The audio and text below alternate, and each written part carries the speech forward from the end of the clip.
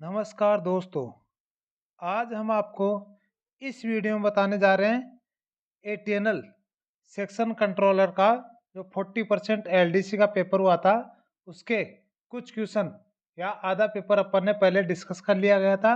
अब बचे हुए क्वेश्चन अपन इस वीडियो में डिस्कस करेंगे। तो चलिए दोस्तों, एक एक क्वेश्चन बचे हुए क्वेश्चन भी अपन डिस्कस कर लेते हैं। तो नेक्स्ट क्वेश्चन रहेगा, automatic signal assumes aspect after train passes. तो किसी भी सिग्नल में या किसी भी टेरिटरी में यदि एक बार ट्रेन किसी सिग्नल को पास करती है तो तुरंत डेंजर चला जाता है। और ऑटोमेटिक सिग्नल में भी यही है, जैसे ही ट्रेन पास करती है सिग्नल डेंजर चला जाता है, और जैसे ही वो अगले सिग्नल तक जाती है या और अगले सिग्नल से आगे 120 मीटर क्लियर करती है तो सिग्नल रिपीट होके ग्रीन, सिंगल येलो, फिर डबल येलो, फिर ग्रीन, मतलब सिग्नल ऑफ कंडीशन में आ जाता है। तो ऑटोमेटिक सिग्नलिंग टेरिटरी में जो जनरली कंडीशन होती है सिग्नलों की वो प्रोसीड होती है। तो इसका करेक्ट आंसर हो जाएगा ऑप्शन ए, कि जैसे ही ट्रेन पास करती है वो स्टॉप आएगा और उसके बाद में वह जनरली प्रोसीड कंडीशन में रहता है। नेक्स्ट क्वेश्चन है, in dense fog when automatic source to yellow the speed is. घने कोहरे में ऑटोमेटिक पर दो पीले दिखने पर गति क्या रहेगी? तो टू एस्पेक्ट, यदि डबल येलो दिख रहा है तो इसकी स्पीड रहेगी ऑटोमेटिक सिग्नलिंग टेरिटरी में, यदि डेंस फॉग है तो 60 kilometre per our. Before working during prolong signal failure ensure. लंबे समय तक सिग्नल फेल होने पर काम करने से पहले क्या सुनिश्चित करना चाहिए? All signals are working, all train already dispatched have arrived, all staff informed, all train reroute. तो प्रोलॉन्ग फेलियर है तो उसमें यदि उसकी प्रोलॉन्ग फेलियर की वर्किंग करने से पहले यह चीज सबको पता होनी चाहिए, मतलब सभी स्टाफ को इसके बारे में इन्फॉर्म कर देना चाहिए। तो इसका करेक्ट आंसर हो जाएगा option C.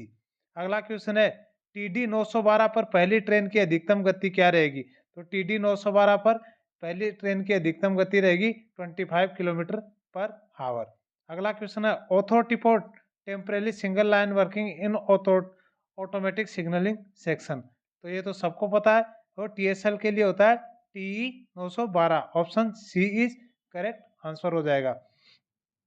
SMR oblique TI shall renew competency certificate for automatic section for pointsman.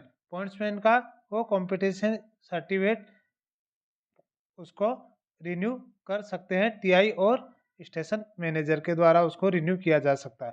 When a marker is lit on gate signal, gate stop signal. तो किसी भी गेट ऑटोमेटिक टेरिटरी में यदि गेट पे semi automatic signal लगा हुआ है और उस पर यदि ए मार्कर जला हुआ है तो इसका मतलब है गेट उसका बंद किया हुआ रहेगा। तो करेक्ट आंसर हो जाएगा ऑप्शन बी। एलपी में प्रोसीड कोशिनरी लोको पायलट सावधानी से चल सकता है। अगला क्वेश्चन है, private number exchange is not required. किन परिस्थितियों में प्राइवेट नंबर एक्सचेंज की आवश्यकता नहीं है? If BPSC available, gate lodge and cabin, run through train, और ऑल ऑफ दीज। तो इसमें करेक्ट आंसर हो जाएगा सभी में प्राइवेट नंबर की आवश्यकता नहीं है। मतलब इसमें आप प्राइवेट नंबर लेते हैं तो उसकी प्राइवेट नंबर की आवश्यकता इन कंडीशन में जरूरत नहीं पड़ेगी। अगला क्वेश्चन है, reset button used when IB home is passed on. मतलब आईबी होम ऑन में पार करने पर कौन सा रीसेट बटन यूज किया जाएगा? तो इसमें करेक्ट आंसर हो जाएगा K1। Authority to proceed when block instrument is defective. Block instrument खराब होने पर ऑथोरिटी टू प्रोसीड क्या होता है? तो ब्लॉक इंस्ट्रूमेंट यदि खराब हो गया तो ऑथोरिटी टू प्रोसीड होता है TC 1425 और TD 1425। ये दो अथॉरिटी होती है, वो ब्लॉक इंस्ट्रूमेंट खराब होने पे ट्रेनों को दी जाती है। Maximum speed of second tower wagon when following another is. यदि एक टावर वैगन दूसरे टावर वैगन को फॉलो कर रहा है तो उसकी मैक्सिमम स्पीड क्या रहेगी? तो उसकी मैक्सिमम स्पीड रहेगी पीछे वाले टावर वैगन की 25/10, मतलब यदि दृश्यता साफ है तो 25 किलोमीटर पर आवर और रात्रि में और दृश्यता अस्पष्ट है तो 10 किलोमीटर पर आवर। अगला क्वेश्चन है detonator for work with stop indicator must be placed at. Stop indicator वाले कार्य में डेटोनेटर कहाँ लगाए जाते हैं? तो यदि ट्रेन को स्टॉप करके आगे बढ़ना है तो उसमें जो डेटोनेटर लगते हैं वो 3 डेटोनेटर लगाए जाते हैं, 1200, 1210 और 1220 किलोमीटर पे। तो इसमें ऑप्शन हो जाएगा ऑप्शन बी करेक्ट आंसर हो जाएगा। अगला क्वेश्चन है when water overflow above rail train shall. तो जैसे ही जो वाटर होता है वाटर लॉगिंग वो अप टू रेल लेवल होता है तब तक ट्रेनों की स्पीड में कोई डिफरेंस नहीं आता, और जैसे रेल लेवल से ऊपर जाता है तो उसमें जो गैंगमैन होता है वो इन्फॉर्म करता है और उसके हिसाब से कि वाटर लेवल रेल लेवल से कितना ऊपर है उसके हिसाब से उसको क्वेश्चन ऑर्डर दिया जाता है कि किस स्पीड से दी जाएगी। तो इसमें हो जाएगा गैंगमैन के साथ अनुमति के द्वारा उसकी ट्रेन की स्पीड को डिसाइड किया जाता है, मतलब गैंगमैन उसको बताएगा कि वाटर लेवल इतना है तो उसके हिसाब से स्टेशन मास्टर द्वारा प्रत्येक ट्रेन को क्वेश्चन ऑर्डर दिया जाता है।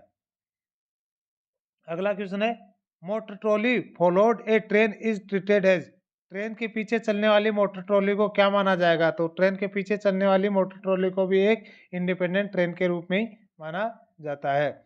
Officer authorised to certify divisional officers for motor trolley movement is. Motor trolley संचालन के लिए डिविजनल अधिकारियों को प्रमाणित करने वाला अधिकारी कौन सा है? तो इसका करेक्ट आंसर हो जाएगा डीआरएम। मोटर ट्रॉली संचालन के लिए डिविजनल अधिकारियों को प्रमाणित करने वाला अधिकारी होता है DRM. Speed of tower wagon attach to a train. Train के साथ लगे टावर वैगन की गति क्या रहेगी? तो जो टावर वैगन की गति रहेगी वो less than maximum permissible speed और स्टेंसिल, मतलब दोनों में से जो कम रहेगी, या तो मैक्सिमम परमिसिबल स्पीड या जो टावर वैगन या ट्रेन की दोनों में जिसकी कम रहेगी उसी की स्पीड से वो ट्रेन का मूवमेंट रहेगा। अगला क्वेश्चन है during power block train permitted to run are. Power block के दौरान कौन सी ट्रेनें चलाई जाती है? Diesel, electric, MEMU, none of these. तो पावर ब्लॉक यदि दिया हुआ है तो केवल डीजल वाली ट्रेनें चल सकती है, इलेक्ट्रिक और एसी कोई भी ट्रेन नहीं चल पाएगी। अगला क्वेश्चन है form used for cancellation of power block is. Power block cancellation के लिए फॉरम कौन सा यूज किया जाता है? तो फॉरम यूज हो जाएगा option B E/TR/D/3। Option B correct answer हो जाएगा। अगला क्वेश्चन है loco pilot guard shall not start train from notice station until they received question order. तो इसका करेक्ट आंसर हो जाए divisional CO. Option A correct, divisional question order जब तक वो है यदि नोटिस स्टेशन पे ट्रेन पहुंच गई है तो उसके पास में यदि क्वेश्चन ऑर्डर नहीं रिसीव हुआ है तब तक वह ट्रेन नहीं चलेगी। Traffic census at LC gate is done every 3 year, मतलब लेवल क्रॉसिंग गेट पे ट्रैफिक सर्वे 3 साल में एक बार किया जाता है। LC gate within outermost stop signal are under the control of station master, मतलब जो आउटर मोस्ट सिग्नल होते हैं या स्टेशन सेक्शन के बीच में जो भी एलसी गेट होते हैं वो स्टेशन मास्टर के अंडर आते हैं, और उसके बाहर होते हैं उसको इंजीनियरिंग गेट बोलते हैं जो पीवे के अंडर आते हैं। अगला क्वेश्चन है after private number exchange with gateman if train movement is cancelled SM must, मतलब यदि प्राइवेट नंबर एक्सचेंज करने के बाद में ट्रेन मूवमेंट कैंसिल हो जाता है तो ट्रेन कैंसिलेशन का भी गेटमैन के साथ में स्टेशन मास्टर द्वारा ट्रेन कैंसिलेशन का भी प्राइवेट नंबर एक्सचेंज किया जाएगा। अगला क्वेश्चन है circular notice before NI work must be sent at least 15 days before, मतलब एनआई कार्य से पहले सर्कुलर नोटिस कम से कम कितने दिन पहले भेजा जाता है? तो कम से कम 15 दिन पहले सर्कुलर नोटिस भेजा जाएगा। ड्यूरिंग एनआई वर्किंग ASM/गार्ड/SWM आर रिस्पॉन्सिबल फॉर। एनआई कार्य के दौरान ASM, गार्ड, SWM किसके लिए जिम्मेदार होंगे? पॉइंट्स पर proceed hand signal, setting, clamping, padlocking, private number exchange और ऑल ऑफ दीज। तो इसमें स्टेशन मास्टर गार्ड ये सबके लिए जिम्मेदार होंगे। यदि एनआई वर्क चल रहा है तो उसमें प्रोसीड पॉइंट्स में सभी पॉइंटों पर प्रोसीड एंड सिग्नल दिखाया जाएगा। सभी पॉइंट क्लैंप और पैडलॉक रहेंगे और हर गाड़ी के लिए हर पॉइंट के लिए प्राइवेट नंबर एक्सचेंज रहेगा कि पॉइंट उसका क्लैंप किया हुआ है या नहीं। तो करेक्ट आंसर हो जाएगा ऑप्शन डी। अगला क्वेश्चन है, if night petrol man does not turn up with in 15 minute train must be. यदि रात्रि में पेट्रोल मैन 15 मिनट में उपस्थित न हो तो ट्रेनें कौन सी गति। तो ट्रेनों को फिर स्पेशल क्वेश्चन ऑर्डर दिया जाता है। पेट्रोल मैन यदि अपने निर्धारित समय से 15 मिनट तक स्टेशन पे नहीं पहुंचता है तो पेट्रोल मैन को ओवरड्यू माना जाएगा और उस सेक्शन में जाने वाली सभी ट्रेनों को क्वेश्चन ऑर्डर दिया जाएगा, स्पेशल क्वेश्चन ऑर्डर। अगला क्वेश्चन है, rule for marshalling explosive are in IRCA rate tariff number 20। विस्फोटों की मार्शलिंग के लिए IRCA रेट टेरिफ नंबर में है नंबर 20 में। तो करेक्ट आंसर हो जाएगा option B. Maximum speed over main line points at standard 1 interlocking. तो स्टैंडर्ड 1 इंटरलॉकिंग में होती है maximum speed 50 kilometre per hour होती है और उसके पॉइंटों पे होती है 15 किलोमीटर पर आवर। तो ऑप्शन सी करेक्ट आंसर हो जाएगा। Double distance signal is compulsory in. Double distance signal होता है स्टैंडर्ड 2, 3, 4 में कंपलसरी होता है। तो ऑप्शन डी करेक्ट आंसर हो जाएगा। EGGN button is siemens panel is for. Siemens panel में EGGN बटन किसके लिए यूज होता है। तो EGGN बटन होता है इमरजेंसी सिग्नल के लिए। To put back a signal to on in Siemens panel press. कौन सा, यदि सिग्नल को ऑन स्थिति में करना है तो कौन सा बटन प्रेस किया जाता है सीमेंस पैनल में। GN and EGGN। Correct answer हो जाएगा option D. Emergency crossover shall be test during failure only before every movement every Monday और डेली। तो इमरजेंसी क्रॉसओवर होता है वो डेली चेक किया जाता है। तो इसका करेक्ट आंसर हो जाएगा option D. To shunt beyond last stop signal authority is. LSS से आगे संटिंग के लिए क्या क्या प्राधिकार है। तो यदि लास्ट स्टॉप सिग्नल से आगे संटिंग करते हैं तो T806 और प्राइवेट नंबर एक्सचेंज किए जाते हैं। तो करेक्ट आंसर हो जाएगा option A. Normal duration for SNT disconnection allowed by SM is. तो नॉर्मल ड्यूरेशन जो SNT स्टाफ को डिस्कनेक्शन दिया जाता है उसका कितना होता है। तो उसका नॉर्मल ड्यूरेशन होता है 60 मिनट, मतलब 1 आवर का उसको डिस्कनेक्शन दिया जाता है। SWR में कितने पेरा और परिशिष्ट हैं। तो SWR में 12 पेरा और 7 परिशिष्ट हैं, मतलब 12 पैराग्राफ और 7 अपेंडिक्स होती है, जिसका अपन ने पहले भी कई वीडियो में बता रखे हैं कि 7 अपेंडिक्स SWR में कौन कौन सी होता है। अपेंडिक्स A to F होती है। अगला क्वेश्चन है, EMU with leading cab defective in EMU MEMU brake operative speed is. EMU और मेमू में लीडिंग कैप खराब होने पर ब्रेक काम कर रहे हो तो गति क्या रहेगी। तो उसका लीडिंग कैप खराब हो जाता है तो पीछे के किसी भी कैप से यदि मेमू या EMU को चलाया जाता है तो उसकी मैक्सिमम स्पीड रहेगी 40 kilometre per hour. In diode block instrument switch to cancel line clear when train not left is. Diode block instrument में ट्रेन न निकलने पर लाइन क्लियर कैंसिल करने के लिए कौन सा स्विच होता है। तो डायडो में होता है S1। अगला क्वेश्चन है, how many days of LHAP can be accumulated to an employee in his service life. तो जो LHAP होते हैं वो अनलिमिटेड होती है, जबकि LAP होती है वो 300 दिन तक ही इकट्ठा कर सकता है या एक्यूमुलेट कर सकता है कोई भी एम्प्लॉय। तो करेक्ट आंसर हो जाएगा option D. Standard form to be used for order of suspension. Suspension के लिए कौन सा स्टैंडर्ड फॉर्म यूज किया जाता है।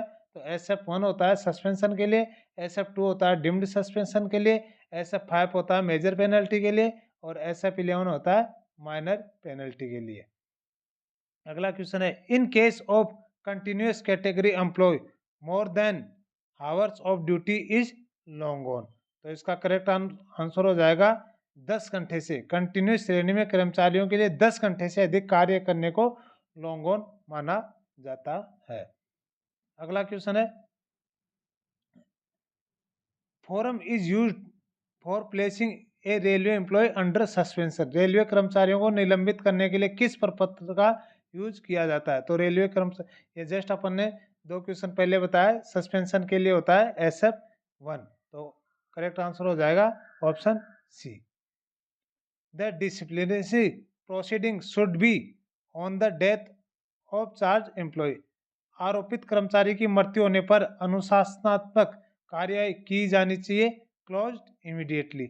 मतलब जैसे ही किसी एम्प्लॉय पर डिसिप्लिनरी प्रोसीडिंग चल रही है तो एम्प्लॉय यदि एक्सपायर हो जाता है तो उसको तुरंत ही उस प्रोसीडिंग को डिसिप्लिनरी प्रोसीडिंग को क्लोज किया जाता है। अगला क्वेश्चन है, attendant of pass holder is pass धारक का सहायक कौन हो सकता है? Part time servant, servant, full paid servant, any person. तो उसका जो पास अटेंडेंट होता है वो फुल टाइम पेड सर्वेंट को ही अटेंडेंट माना जाएगा। तो करेक्ट आंसर हो जाएगा option C. Rule for railway service conduct rule 1966 speaks about subletting of railway accommodation. Railway सेवक आचरण नियम 1966 का नियम रेलवे आवास के सबलेट करने से संबंधित है। तो ये होता है रूल नंबर 15A। नियम 15A में railway subletting of railway accommodation के लिए बताया गया। तो करेक्ट आंसर हो जाएगा option A. General manager are entitled for which type of duty pass. तो जनरल मैनेजर होता है उसको गोल्ड पास मिलता है ड्यूटी पास के लिए। तो इसका करेक्ट आंसर हो जाएगा option B. If both spouse are government servants, children education allowance can be claimed by only one of them। मतलब यदि दोनों गवर्नमेंट सर्वेंट है तो चिल्ड्रन अलाउंस दोनों में से किसी एक को ही दिया जाएगा। तो करेक्ट आंसर हो जाएगा option D. Identify the true statement. तो इसमें से ट्रू कौन सा रहेगा? Transport allowance for level 9 and above in X city is 7200। Transport allowance of level 9 and above in other cities is 4800। Transport allowance for level 3 to 8 in X city is RS 3600।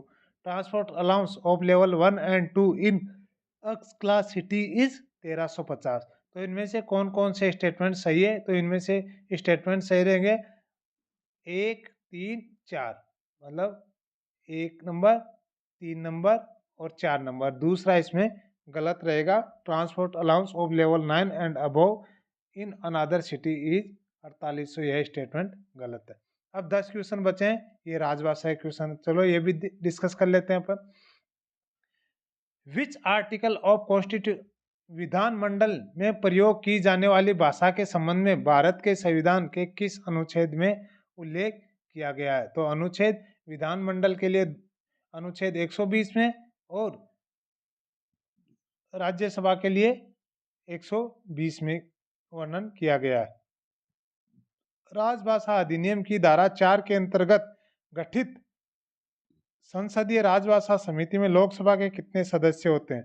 तो इसमें लोकसभा के 20 होते हैं और राज्यसभा के 10 होते हैं। टोटल इसमें 30 होते हैं।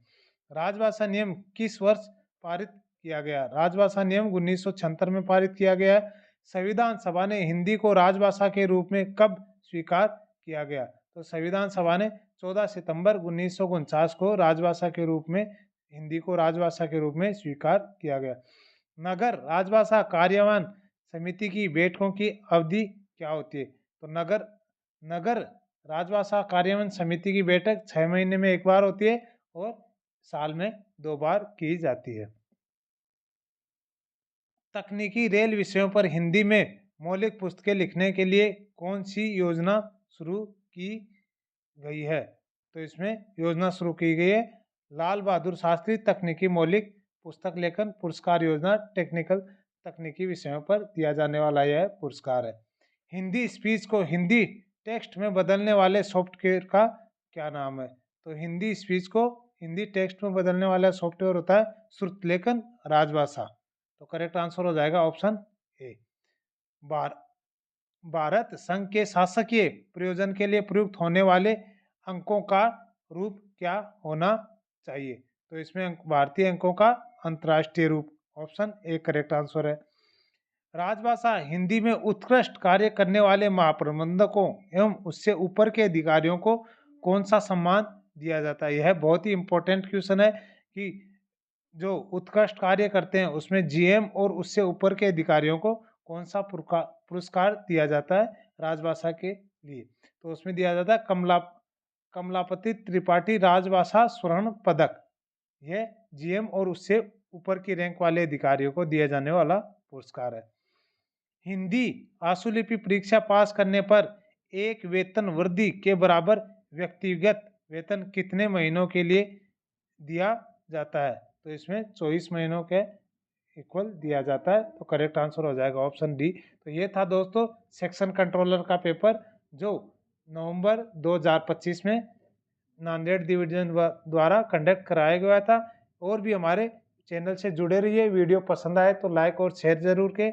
किसी भी क्वेरी के लिए कमेंट बॉक्स में कमेंट जरूर करें। थैंक यू दोस्तों।